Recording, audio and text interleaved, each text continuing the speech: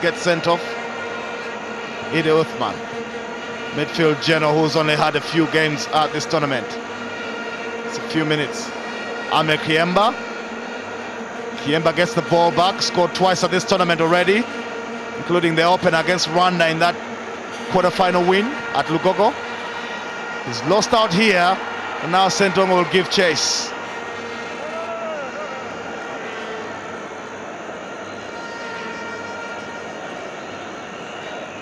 Kilimanjaro Stars fast running out of time to get back into this one. Nothing in their body language suggests that they think they can get back. It looks like they'll be going through the motions for the last minutes. And here comes Ssentongo. Whoa, he's lost his footing. The flag was up. Even if he had beaten Juma Kaseja, wouldn't have counted. He's looking for his hat-trick. There's only been one hat-trick in this tournament. Mrisho Ngasa actually scored 5 against Somalia. How they could have used a few of those here today. Tanzanian playmaker, not anywhere near Hamza Muwonge's goal. Again, another move breaks down. Best passing side in the tournament earlier has been out of sorts today. Perhaps credit should go to Uganda for outwitting them. Iguma. Hamis Kiza. Kizito Baba. Looking for Iguma. Oh, he looked to the linesman and thought he had got away, but he didn't. The flag stops him in his tracks. The young right back.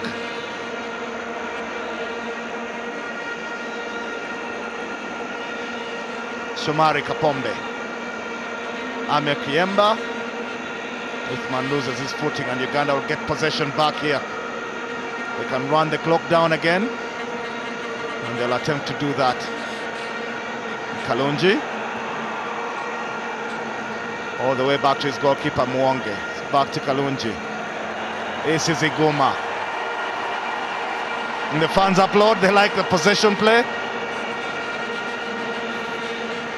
Hamis Kiza. Back to Iguma. It's been cut out. Kevin Yordani will look to Juma Kaseja, hoping the guy can put it farther forward.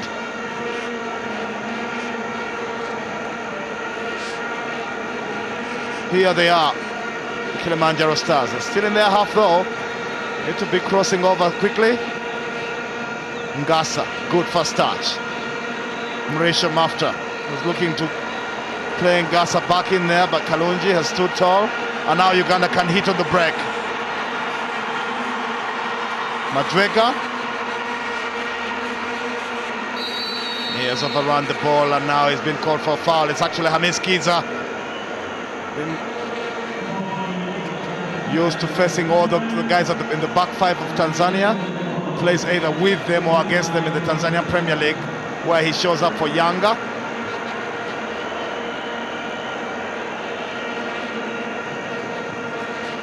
After Mrisho. Ngasa. Little magician who forgot his wand at the team hotel or in the dressing room. It's been a frustrating evening for these fans and their players. It's all gone pear-shaped. That was the hope that they could win their 4th tournament. Looked like the best team in the tournament coming into the knockout phases and cemented that reputation with that win over Rwanda, convincing as it was. But have not shown up at the races today.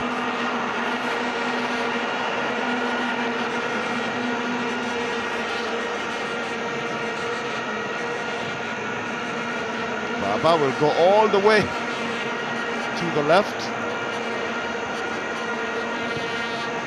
4 minutes of added on time. We've eaten up 2 of them already. Kilimanjaro Stars really have run out of time here. If only they could get a hold of the ball. They don't have that either. Miss Kiza overruns the ball, but it's only up to Said Cheyune. He gets the ball back, Cheyune.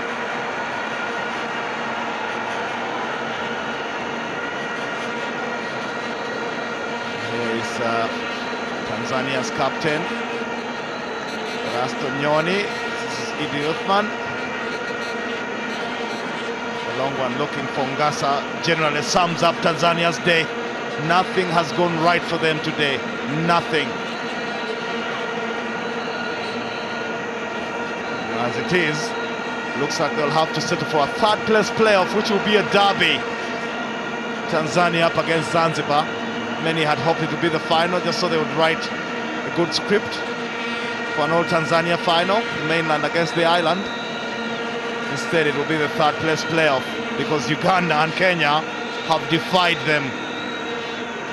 Uthman striding forward, looking for Ngasa. Again, Kalungi is there.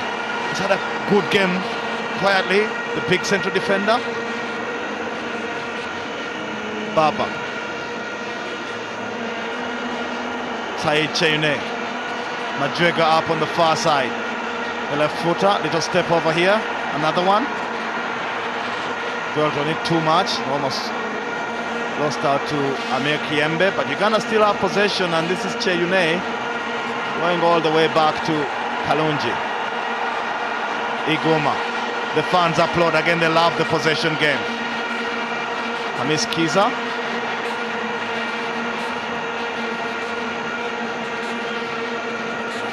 Papa. Looks like the Ugandans will finish this game with the ball at their feet. Papa.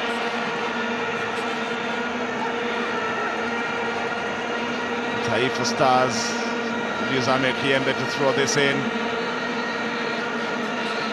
John Boko. Barely seen him in the second half, the big striker. Kept quiet by Isinde, but here comes Lavatsa now.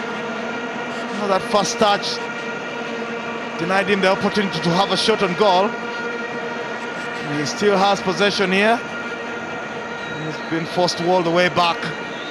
Kazimoto.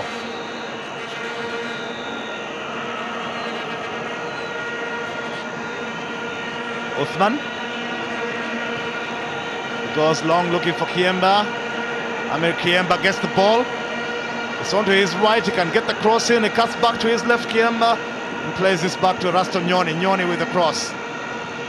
Ngasa on the far side here. Iguma is equal to the task. Bobby Williamson wondering how much more time his team has got to play. And getting the answer because the referee has called time on this game. Mohamed El Fadir of Sudan blows the final whistle. And the Ugandan fans celebrate. This is the hero of the hour. Robert Ssentongo scoring twice today. Bobby Williamson, a happy man into yet another final. He's fast becoming synonymous with CECAFA. Commanding performance from the Uganda Cranes, capped by 2 goals from Robert Ssentongo after Emmanuel Okwi had given them the lead. Okwi, of course, did not last the distance, replaced in the first half by Hamis Kiza. The fans celebrate. Only downside for Uganda is that they lost Brian Omonye before kickoff and Emmanuel Okwi just after he'd scored. You still have 2 prolific strikers, one of them Ssentongo, who's got 4 for the tournament, the other Hamis Kiza, who's got 1 and set him up for his second. And Hassan Wasswa, the captain, will lead his troops to go and applaud the fans. They've been loyal today. Fans have shown plenty of patriotism and now they'll celebrate. They come in all shapes and sizes and all ages. The vuvuzelas and the flags quite distinct. It's Uganda's day. And they will dance. Kizito Baba and Hassan Wasswa, the 2 midfielders, have been colossal. Completely dominated Salom Abubakar, Damayo Raymond and Amir Kiemba. Sat on top of them. And the back line sat on top of Boko. And the front line gave all sorts of trouble to Shamari Kapombe and Kevin Jordan. Juma Kaseja had little chance with 2 of the goals, even if he made a mistake with the third. Bobby with CECAFA, you're the best. He is the best because he has led them to another final. Because of the full-time whistle here, it is Tanzania 0, Uganda 3. It's done and dusted here. Now we do know who the two finalists at this year's edition of the CECAFA Tusker Cup in Uganda will be. The Uganda Cranes have beaten the Kilimanjaro Stars by 3-0, and that means the Uganda Cranes, we shall confirm that later, will take on Kenya in the final this Saturday. But good game of football, end-to-end stuff between both sides, all of course chasing that one all-important spot in the final, and as it comes out, the Uganda Cranes have won it. I'm joined by Kim Paulson, the head coach of the Kilimanjaro Stars. Coach, how do you feel? We're always disappointed when you lose the semi-final, because then suddenly you are far away from the final.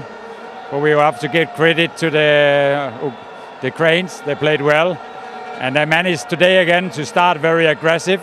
I think all the games they had scored in the first 15 minutes, they did the same today, and they did it again in second half, and then it was 2-0, and then it was uphill. I think the third goal was offside, but the best team won tonight. And how did Uganda play in your view? I think it's a strong side. They have people who work very hard. They have individual skill, and they use the individual skill in the name of the team. So congratulations to the coach. You've done a good job with them. Coach, is your job safe? We're coming here with a young team. I think we have performed well. We played some good football. We still have a game to play. Today it was a good experience for the young players, because they played a team who stressed them, so they make